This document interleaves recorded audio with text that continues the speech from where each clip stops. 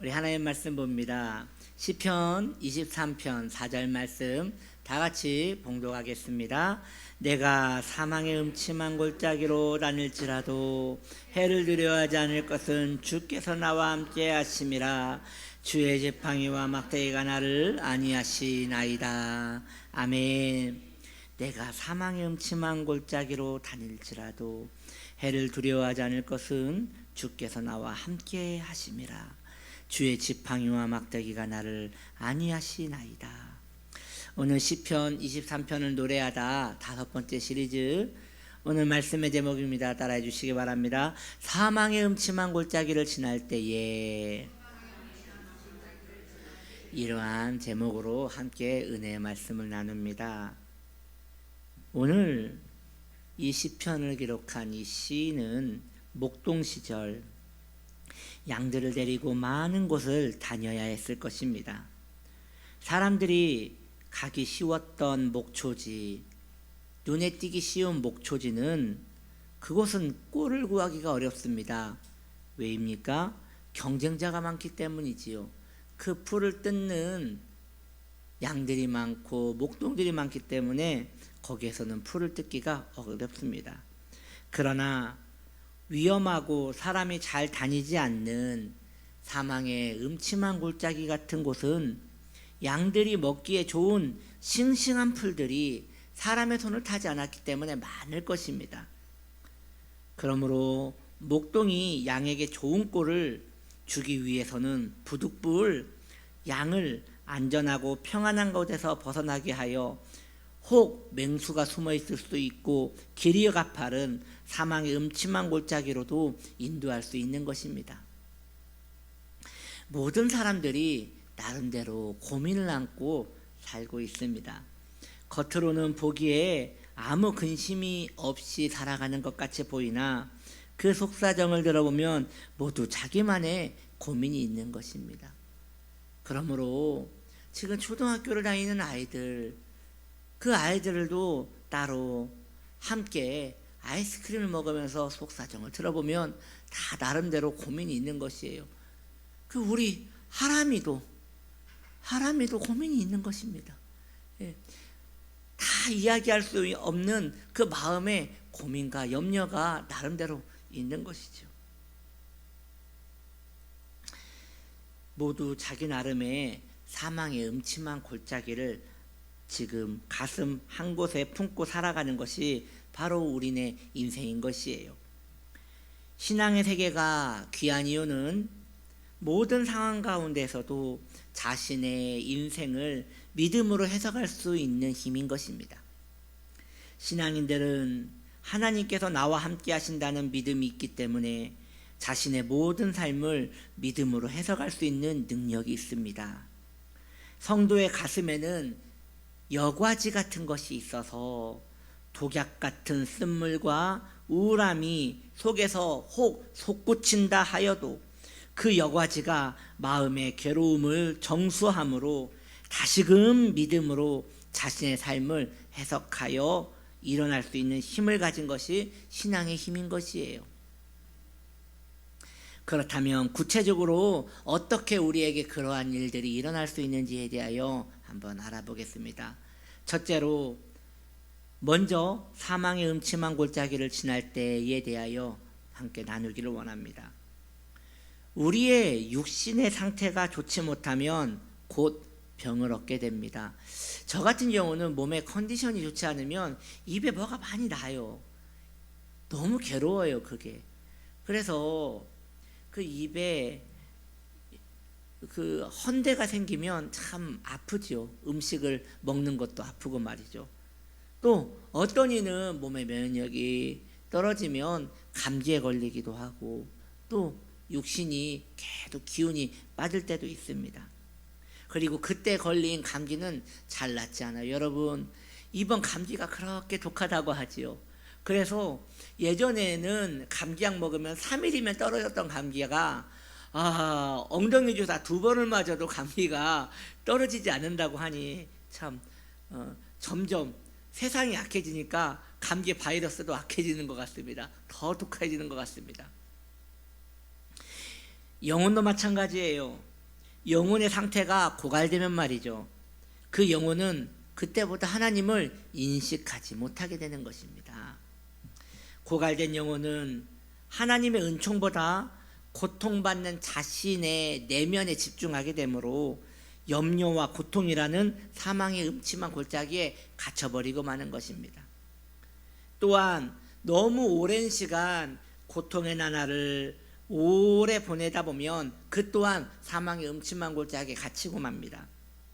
사람이 그러한 때를 만나면 다른 사람들은 꼭 꽃길만 걸어가는 사람처럼 보이는 거예요. 그에 비해 자기는 소외되고 고통의 길을 걷는 것 같아 상대적인 공고함에 빠지게 되는 것입니다. 사실 다 어려움이 있을 텐데 본인의 어려움에 너무 오랜 시간 자기의 내면에 갇혀버린 사람은 다른 이의 고통을 볼 여유를 가지지 못하는 것이지요. 우리는 자주 하나님의 도움을 잊어버리고 삽니다. 머릿속으로는 늘 습관적으로 나는 신앙인이지 라고 하면서 살아가지만 고통 속에 살아갈 때마다 하나님의 도움을 구하기보다는 자신을 도울 수 있는 전부터 익숙한 모든 것들을 먼저 섭렵함으로 하나님의 은혜를 잊어버리는 경우가 많은 것입니다. 모든 인간은 행복하기를 원합니다. 혹 악인일지라도 그도 행복하기를 원합니다. 자신이 악을 행하는 그 깊은 동기에는 모두 행복하고 싶어서 그러한 일들을 행했다고 합니다. 그러나 자신의 인생의 문제는 인생이 자기 마음대로 되지 않는다는 것을 알기에 더 고통 가운데 빠지는 것이에요. 그래서 이 세상은 엄밀히 말하면 행복한 자는 없는 것이에요. 행복이라는 것은 자기 마음대로 될 때에 행복하기 때문에 인생은 행복할 수가 없는 것이죠. 그 행복을 이룰 수 없기에 괴로워합니다. 혹은 그 행복이란 이상을 포기하였기에 우울함에 빠집니다. 여러분이요, 인생의 지혜에 대하여 한 가지 말씀드리기 원합니다. 인생의 지혜는 인생은 마음대로 되는 것이 아니다라는 것을 인정하는 것입니다. 인생은 내 마음대로 되는 것이 아닙니다. 그것을 담담하게 받아들이며 사는 것이 그것이 삶의 지혜인 것입니다. 이 세상에서 나름 성공한 사람들이 강연을 할 때 종종 이런 이야기를 합니다. 하나같이 말하기를 할 수 있습니다. 더 열심히 하면 좋은 결과를 얻을 수 있습니다. 저를 보십시오. 다 안 된다고 했는데 저는 포기하지 않고 끝까지 했더니 이렇게 좋은 결과를 얻지 않았습니까? 목표를 정확히 하시고 계속 전진하면 뜻을 이룰 수 있을 것입니다. 큰 목표를 가지십시오. 그렇게 하면 당신은 끝내 행복을 쟁취할 수 있을 것입니다 라고 강연을 합니다. 그러나 사실 그렇지 못한 경우가 훨씬 많습니다. 오히려 아무리 노력을 해도 내 뜻대로 되지 않는 일이 많다는 사실을 받아들이고 그럼에도 자신의 생애를 독려하며 다시 도전하고 열심히 살아가는 것이 지혜로운 삶인 것입니다. 자동차가 진흙탕에 빠지면 가속 페달을 아무리 밟아대도 연기만 날 뿐 앞으로 나아가지 못하는 경우를 봅니다. 우리의 인생이 사망의 음침한 골짜기를 다닐 때에 똑같이 그럴 수 있습니다. 자신은 정말 열심히 살았거든요. 그런데 뒤를 돌아보니 그 자리예요. 이룬 것도 없고 그저 세월만 흐른 것 같아요. 나이만 먹은 것 같고 마음이 너무 허탈한 거예요. 다른 이들은 막 앞서간 것 같은데 자신의 인생을 보니 정말 열심히 살았는데 그 자리인 거예요.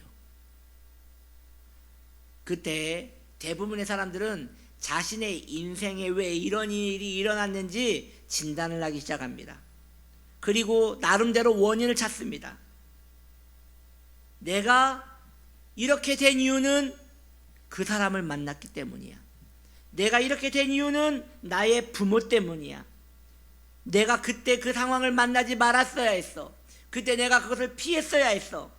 어쩌면 모두 맞는 것일 수 있습니다. 내 가족이 더 잘해 주었더라면, 내가 그 안 좋은 상황을 지혜롭게 잘 대처했더라면, 그때 내가 그곳을 가지 않았더라면, 그 사람을 만나지 않았더라면. 그러나 여러분, 이미 다 지나간 일입니다. 그건 지혜가 아닙니다. 그리고 이미 지나간 시간은 더 이상 해결을 할 수 없는 것이에요. 이미 이루어진 일을, 이미 지나가서 내가 살고 있는 이 시대를 어떻게 바꿀 수 있단 말입니까? 해결할 수 없는 그 과거의 원인에 계속 자기를 묶어놓은들 괴로움만 더할 뿐인 것입니다. 서커스를 하는 사람들을 보면 외줄 타는 사람들이 있어요. 그 사람들이 처음에 배우는 것이 떨어지는 법을 배운답니다. 그래서 처음에 계속 높은 곳에서 떨어지는 것이에요. 그 밑에 그물이 있고 안정방책이 있기 때문에 처음에 떨어질 때는 으악 하면 떨어지지만 10번, 20번, 100번 떨어지다 보면 알게 되는 것이죠. 위험하지만 죽진 않는구나. 그리고 다시 올라가는 것이 번거롭지만 안전하구나 라는 생각을 하게 되는 것입니다. 그렇게 줄에서 떨어지고 떨어질 때 다시 올라가야 할 불편함이 있지만 떨어져도 사실 별것 없구나, 안 죽는구나 라는 것을 알게 될 때 공포를 이기게 되고 외줄을 이제 어떻게 하면 잘 타게 될까라고 하며 집중력을 발휘하게 되는 것입니다. 코로나 이후에 건강염려증에 사는 분들이 참 많습니다. 그래서 이 건강염려증 때문에 두려운 거예요. 병원을 가는 게 두렵고, 그리고 이것이 혹 더 큰 병이 아닌가라는 생각에 두려워하는 사람들이 참 많습니다. 정말 그럴 수 있겠지요. 병원에 가면 정말 큰 병일 수 있겠지요. 그런데 무섭고 공포감에 빠진다 해서 달라지는 것은 하나도 없습니다. 병에 걸렸다면 그 병은 끝내 나를 공격할 것이고, 그것을 실제적으로 내가 접근하지 않으면 그 병은 내가 키우는 꼴이 되는 것입니다. 마찬가지로 이 외줄타기 사람들이 떨어질 때에 몇 번 떨어진 후에 죽지 않는구나 라고 하며 이 외줄타기에 집중할 수 있듯이, 인생의 모든 공포가 있는 이유는 혹시 내게 이런 일이 일어날까라는 생각에 두려워하는 거거든요. 여러분, 마음을 다르게 먹으십시오. 언제라도 일어날 수 있습니다. 얼마든지 일어날 수 있습니다. 내 삶에 안 좋은 일은 얼마든지 일어날 수 있습니다. 그럼에도 불구하고 나는 담담하게 살아갈 것이다 라는 그 용기가 성도의 지혜인 것입니다. 하나님께서는 그의 자녀를 사랑함에도 사망의 음침한 골짜기를 지나가게 하십니다. 그때 왜 나를 이 힘든 곳에 보내셨나이까 라고 원망하는 것은 아무 유익이 없습니다. 그런 생각은 골만 깊어지고 계속 그 자리에만 머물게 될 것이기 때문입니다. 사망의 음침한 골짜기 지날 때에 그러면 여러분 이 두 가지만 생각하십시오. 결국 무사히 이 사망의 음침한 골짜기에서 빠져나오게 될 것입니다. 그 첫 번째는 하나님은 선하신 분이라는 것입니다. 그 선하신 분은 나에게 어떠한 악도 행하실 수 없고 나를 끝내 도와주실 것이다. 그분은 나에게 참 선하신 분이구나 라는 그 굳건한 신념을 가지셔야 합니다. 그러므로 지금은 비록 사망의 음침한 골짜기를 걷고 있더라도 선하신 하나님은 결단코 나를 이 자리에 계속 버려두지 않으실 것이라는 믿음을 가지십시오. 그러기 위해서는 여러분 믿음이 필요합니다. 믿음이 필요합니다. 믿음은 흔들리지 않는 게 아니에요. 이 세상을 살면서 왜 안 흔들려요? 계속 흔들리죠. 가슴이 늘 떨리죠. 두렵죠. 어려움을 만나면 계속 흔들릴 거예요. 믿음은 흔들리지 않는 것이 아니라 흔들림에도 불구하고 바라보는 곳이 바뀌지 않는 것을 말하는 것입니다. 인내하며 선하신 하나님을 계속 바라보면 되는 것이에요. 그렇게 선하신 하나님은 언제나 선하시다. 그분은 변하지 않으신다라는 그 믿음을 소유하기를 바랍니다. 또 두 번째로, 하나님께서는 내가 어떤 상황에 놓여 있더라도 하나님의 말씀으로 나를 인도하신다라는 그 믿음을 가지시면 됩니다. 평상시 우리는 성경을 읽습니다. 그 일을 여러분 계속 하셔야 합니다. 우리는 언젠가 어려움에 빠지는 날이 있을 것입니다. 매일 읽던 성경은 우리가 어려운 가운데 있을 때에도 그 날도 나의 성경 읽기 패턴에 따라 그날의 성경을 여러분들은 읽을 것이에요. 그러나 그때 읽는 성경 읽기는 그 전과 다릅니다. 내 발에 등이 되는 것이고 내 길에 빛이 되는 것입니다. 여러분, 그렇지 않아요? 우리도 인간관계를 맺을 때에 몇 년간 연락이 없다가 갑자기 연락이 와서 어려움을 호소하면 불편하잖아요. 매주 만나던 사람이 내가 너무 삶이 힘들다 이러면 어떻게 하면 저 사람을 도와줄까라는 마음이 있지만, 정말 오랜만에 만난 사람이 아쉬운 이야기를 하면 부담이 되지 않겠어요? 하나님도 마찬가지예요.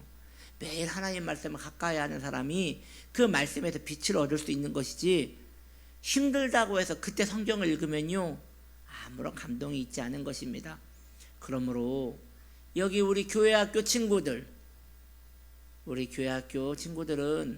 성경을 매일 읽는 습관을 가지시는 게 좋습니다. 아멘을 해야지. 매일 하루에 한 장도 좋으니 매일 성경을 읽는 게 좋습니다. 늘 성경을 한 장이 너무 많으면 5절이라도 그 성경을 늘 가까이 하는 게 좋습니다. 그렇게 성경을 가까이, 이걸 다른 말로 큐티라고도 하죠. 성경을 가까이 하는 친구들은 하나님의 도우심을 계속 받을 수 있는 것이에요. 하진이는 어제 큐티 했나? 예. 했다고 하네요. 예. 이렇게 상진이는 안 했겠지? 안 했대요. 예. 여러분, 성경을 우리 교회학교 때부터 성경을 가까이 하셔야 돼요. 하나님의 말씀을 가까이 하셔야 돼요. 그래야 여러분의 인생에 하나님께서 도우심을 발휘하실 수 있는 것입니다.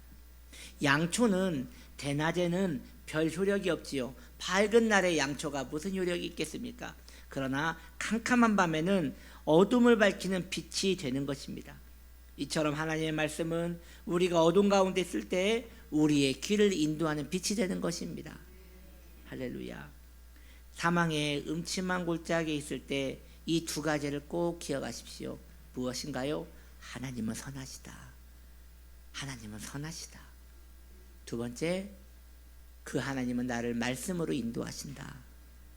네, 그렇게 사망의 음침한 골짜기에 있더라도 성도는 해를 받지 않는 것입니다. 두 번째, 제가 여러분들과 말씀하고 싶은 것은 주의 지팡이와 막대기가 나를 안위하신다는 것입니다. 목자의 지팡이, 주의 지팡이와 막대기를 할 때 그 지팡이는요 끝이 이렇게 구부러져 있는 지팡이죠. 여러분들이 많이 보았을 거예요. 끝이 구부러져서 길게 있는 그런 것이 바로 지팡이인 것입니다. 그 용도는, 지팡이의 용도는 크게 두 가지로 집약할 수 있어요. 첫 번째는 양이 대열에서 벗어나는 거예요.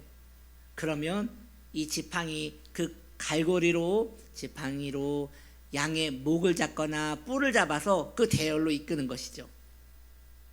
그리고 이 지팡이로 하는 것은 무엇이냐면 끝이 이렇게 둥글게 말려 있잖아요. 그걸로 양들이 돌을 밟아서 다리를 삐끗할 수 있기 때문에 그 숲풀 속에 있는 돌을 치우는 거예요.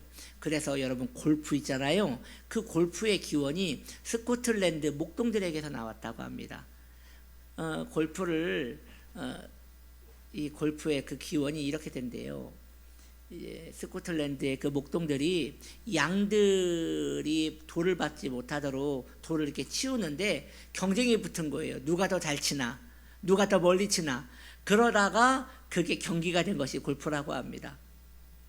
이처럼 지팡이는 대열에서 벗어난 양들을 끌어다가 가운데로 놓기도 하고, 그리고 또 험한 것을 밟을까봐 치우는 그 역할도 한다고 하는 것이에요. 그럼 막대기는 무엇일까요? 막대기는 끝을 뾰족하게 만든 하나의 위협 무기예요. 맹수가 다가올 때 그 위협하는 공격 무기로 사용하는 것이지요. 선한 목자는 이처럼 지팡이를 가지고 계시고 막대기를 가지고 있는 것입니다. 양들이 대열에서 이탈하여 위험한 곳으로 가려 하면 지팡이를 이용하여 은혜 안으로 다시 끌어오는 것입니다. 또한 사망의 음침한 골짜기에서 웅크려 양들을 공격하려 하는 악한 무리들을 막대기로 위협하여 쫓아내는 역할도 하는 것입니다. 양은 자신이 위험하다는 지각을 거의 하지 못합니다. 자기 길로 걷기를 좋아하지만 그때마다 주의 지팡이가 우리를 안위하시는 것입니다. 양은 자신을 지킬 수 있는 어떠한 방어도구와 공격 무기가 없으나 선한 목자의 지팡이가, 그 막대기가 양을 안위하시는 것입니다. 그러므로 여러분, 성도가 귀한 이유는 성도에게 있지 않습니다. 성도가 귀한 이유는 성도를 돌보시는 하나님이 계시기에 귀한 것입니다. 성도가 귀한 이유는 내 자신이 그만큼 신앙생활을 열심히 해서 귀한 것이 아니라 나를 돌보시는 하나님이 계시기에 내가 귀한 것입니다. 우리가 방황할 때가 있습니다. 우리가 방황할 때에 어느 순간 내가 철이 들어 다시 하나님을 찾았다고 생각하지만 그렇지 않습니다. 주의 지팡이가 나를 걸어서 그 대열로 이끈 것입니다. 주의 지팡이가 주님의 은혜로 이끄셨고, 주의 지팡이가 주님의 교회로 나를 이끌었으며, 주의 지팡이가 주의 법도로 우리를 이끄신 것입니다. 그래서 여러분, 성도가 철이 들었냐 철이 들지 않았느냐, 그걸 어떻게 할 수 있냐면, 철이 든 성도는 모든 것이 하나님의 은혜라는 것을 깊이 인지하는 것이에요. 그래서 이제껏 내가 하나님을 섬긴 것은 내 열심이 아니라 하나님이 도와주셨구나, 하나님이 인도하셨구나라고 고백하게 되는 것이지요. 여러분이요, 우리가 강성하여 이 세상을 잘 살아낸 것이 아닙니다. 우리가 똑똑하고 우리가 강해서 이 세상을 잘 살아간 것이 아닙니다.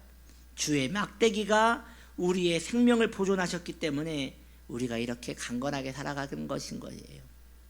그래서 여러분, 하나님이 싫어하는 사람이 있어요. 하나님이 싫어하는 사람은 강한 사람이에요. 하나님 없이도 살 수 있다고 생각하는 강한 사람이에요. 그래서 말이죠, 자수성가형 인간들이 있어요. 정말 열심히 사는 분들입니다. 빈틈이 없고요, 정말 열심히 사십니다. 그런데 그런 분들이 하나님을 참 믿지 못해요. 왜냐? 자신이 그렇게 뿌리며 살았기 때문에 하나님의 도움으로 산 것이 아니라 내 힘으로, 내 주먹으로 살았다고 믿고 있기 때문에 자신이 하나님이 되어 하나님을 믿을 수 없는 것이에요. 그런 의미에서 예수 잘 믿는 사람은요, 좀 나사가 좀 풀린 사람들이 예수를 잘 믿는 것 같아요. 너무 똑똑하고 똘똘이 나면 하나님 믿기 참 힘들어요. 근데 약간 이렇게 부족하고 머리에 좀 꽃을 꽂아놓은 것 같은 이런 좀 불안한 사람들이 하나님은 참 잘 섬겨요. 할렐루야. 여러분 좀 부족하셔도 돼요. 좀 이렇게 좀 모자라도 돼요. 하나님이 여러분들과 함께 하시는 이유인 것입니다. 그러므로 말씀을 정리하면, 주의 지팡이와 막대기가 우리와 함께 할 수 있는 이유는 양이 너무 부족한 동물이기 때문인 거예요. 양이 너무 연약한 동물이기 때문에 사망의 음침한 골짜기에 다닐 때 양은 긴장하지 않는데 목자가 긴장하는 것이에요. 양은 그 사망의 음침한 골짜기에 숲을같이 자란 목초 그 꼴을 보면서 좋아가지고 먹지만 긴장은 목자가 하는 것입니다. 그래서 시인은 고백합니다. 내가 사망의 음침한 골짜기를 다닐지라도 해를 두려워하지 않습니다 라고 고백하고 있는 것입니다. 선한 목자 대신 하나님을 섬기는 그의 백성은 사망의 음침한 골짜기를 다닐지라도 주님을 바라보기에 걱정이 없습니다. 지금 여러분들이 사망의 음침한 골짜기를 다니고 있는 중일 수 있어요. 고통 가운데 살고 있을 수 있어요. 지금 목자를 바라보십시오. 그러면 주님이 선한 흙길로 여러분들을 인도하실 것입니다. 이것이 우리의 믿음입니다. 그 선한 목자를 의지하며 살아가는 복된 하나님 사람들 되시기를 예수님의 이름으로 축복합니다. 이 시간 우리가 기도하기 원합니다.